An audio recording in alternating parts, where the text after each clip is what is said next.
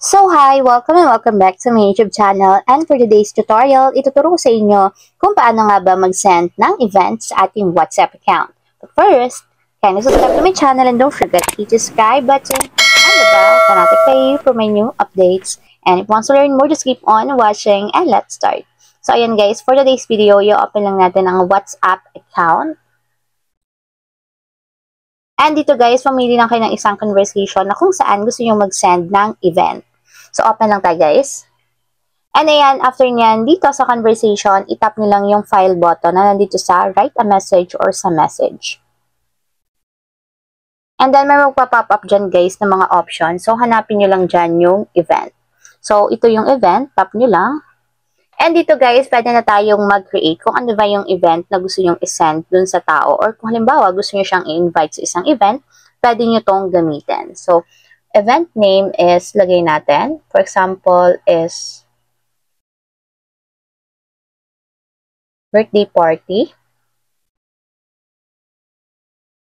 And then, description naman is optional. So, lagay nyo lang kung halimbawa kung sino may birthday. Lagay natin is Anna's 60th birthday.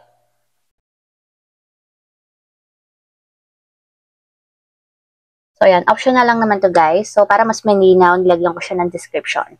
So, lagay nyo naman dito yung date kung kailan yung occasion. So, for example, guys, is September 25. So, lagay nyo lang.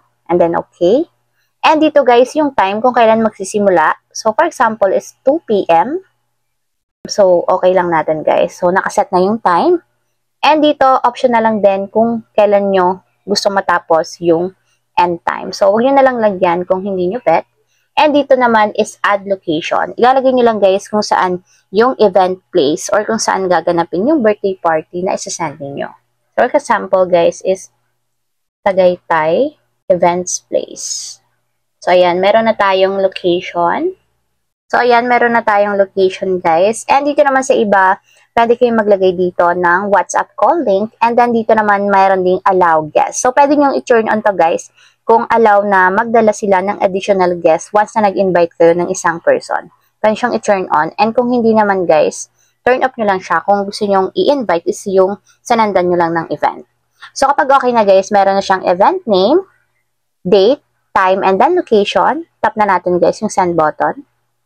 And ayan, ganito yung magiging itsura niya kapag nag-send tayo ng event dito sa WhatsApp. So, makikita nyo naman guys is birthday party, Thursday, September 25 at 2 p.m. sa Tagaytay Events Place.